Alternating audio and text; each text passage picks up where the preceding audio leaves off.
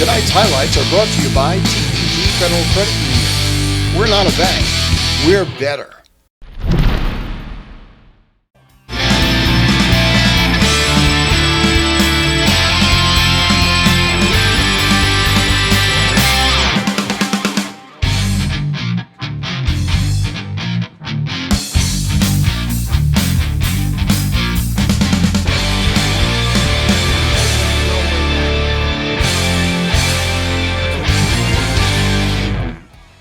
Hi everyone, welcome to Hudson Valley Sports Report. You probably have already seen our dream team for the 2015-2016 season for girls basketball. We still have some unfinished business. We have to identify who is the coach of the year. This was a tough one. We had a real tough time trying to figure this out because there were so many inspirational and great coaches in the area who did great things and brought their teams to heights that, really a good coach can do. So it was hard for us to try and figure it out, but we did narrow it down, and Rich Tomaselli is with our girls basketball coach of the year. Rich?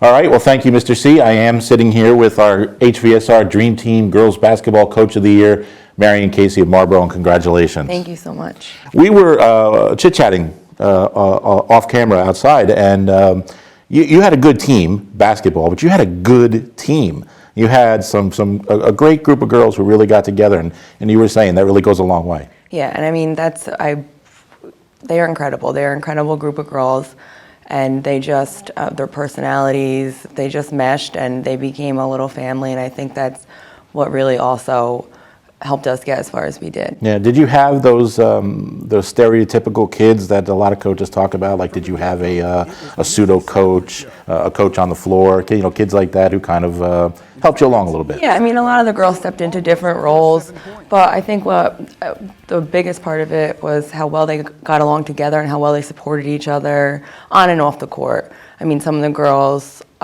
even the seniors, especially Missy and Julie, would step up during the games and even after the games or at halftime and try to play more of a leadership role out on the court and off the court as well. And they all did. They all followed suit, and they really became a great little family. Section 9 championship, of course, a trip to the Final Four, first time since 84, I believe that was, and 30-something years. But I want to talk to you and start backwards. How difficult was last year's come from behind win by Spackenkill over you guys in the sectionals, and was that anything of a spark for this season? Yeah, I mean, it definitely obviously was difficult to handle. Even after the game, I think I still was talking about it a month later. But it was something that at least gave the girls who were still there this year more of motivation to work to get to that point again and to be able to come out on top. So I think it gave them motivation, and they passed it on to the younger girls on the team. Before, when we realized that we got to the section championship, we talked like we always do, and I said to them, I was like, you don't want to have that feeling. And I said to the girls that were on the team last year, I was like, you can tell it to them, you don't want that feeling. Right, you had said that during the year, yeah. I said, I don't want it myself, I don't want it for you guys. I think it was worse, as a coach, than when I was a player and lost in the championship. I think it was worse as a coach because I felt it for myself, and then worse for them because I knew how they were feeling too. As far as this season goes, was there any point that you felt like, and I've asked this a lot of coaches, was there any point that you felt like there was a game where you were just like, we could have something special here?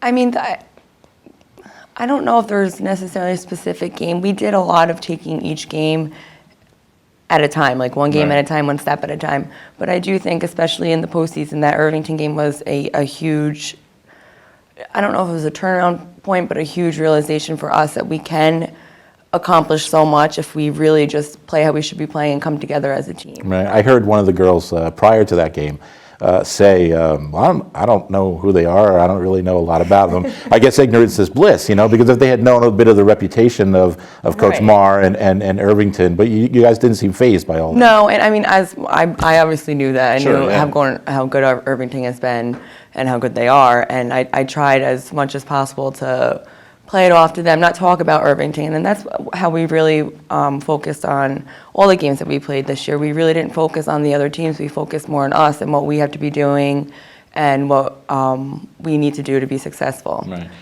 boys and girls played regional finals on the same day, and I thought it was really fun and interesting. Even the girls tweeted a photo at us because I had tweeted out something saying, hey, I'm at the boys' game. Where are the girls? So they all got together on the bus. But I thought it was phenomenal. I was wondering, your thoughts on this. Was the boys got done at Mount St. Mary's, and they were just, packing up. Let's go. Let's get, And then there was it was like Hoosiers. The scene where everybody is following the bus to the away game, and Marlboro fans, kind of made a bit of a contingent and drove down there. And from what I understand, there was more Marlboro fans than it was Mattituck fans. Oh yeah, I mean, it was a great crowd for that game, and the fans in the community, they've been so supportive and so amazing all season, and it's so nice to see them and know that we have their support, and I think it pumps the girls up, and it's just great though. It was great the whole season. And one final question. So you win that game, you're going to the Final Four, you've got almost a full week to play. Didn't seem like there was any nerves. You kind of made it fun, didn't you? It's like a once-in-a-lifetime thing. And I think, and a lot of it had to do with the fact that I didn't process it until after going to the Final Four, and I know that seems silly, but again, and of course this is going to sound even sillier, we just took it as another game, and I think it was the only way that was manageable, even for me and for the girls, just not to play it up. It is another game. It was another game, and I think after the fact is when I realized and that they realized how big it actually was, and how, we knew it was incredible the whole time, but actually how incredible it was after the fact of going to it. Right. Marion Casey, our HVSR Girls Basketball Dream Team Coach of the Year. Congratulations again. Thank you so much. Thanks.